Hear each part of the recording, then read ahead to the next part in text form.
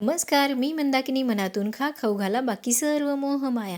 कार्यक्रम असो किंवा सण असो, आमच्या गावाकडं ना हे थापटीचे लाडू बनवतात म्हणजे बनवतात. बनवायला सोपे आणि खायला एकदम चवदार.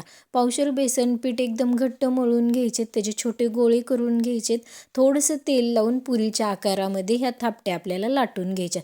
आता कढईमध्ये तेल टाकून एकदम मिडियम गॅसवर आपल्याला ह्या थापट्या दोन्ही साईडनी छान चॉकलेटी होईस्तोपर्यंत तळून घ्यायच्या. आता ह्या तळून झाल्या ना, मस्तपैकी थंड होऊन द्यायच्या आणि छानपैकी हाताने आधी चुरगळून घ्यायच्या. मग मिक्सरच्या भांड्यामध्ये ना छान जाडसर आपल्याला बारीक करायचं. एकदम बारीक करायच्या नाही आहेत, जाडसर बारीक करायच्या. आता कढईमध्ये पावशेर साखर टाकायची आणि वाटीभर पाणी टाकायचं. ह्याची छान मस्तपैकी चाचणी होऊन द्यायची आहे एक तारी. आणि मग टाकायची थोडीशी वेलची पावडर.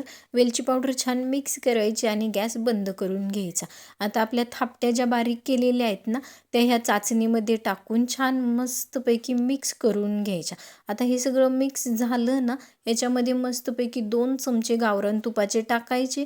10 मिनटं हे झाकून ठेवायचं आणि मग लगेचच लाडू बांधायला घ्यायचे. छानपैकी असे गोल गरगरीत लाडू बांधायचे आणि तयार झालेले आहेत आपले साधे आणि सोपे थापटीचे लाडू. तुम्ही अशाच तुमच्या गोड खाणाऱ्या मित्रमैत्रिणींसोबत रेसिपी नक्की शेअर करा आणि रक्षाबंधन येते तर थापटीचे लाडू बनवायला अजिबात विसरू नका आणि व्हिडिओला एक लाईक नक्की करा.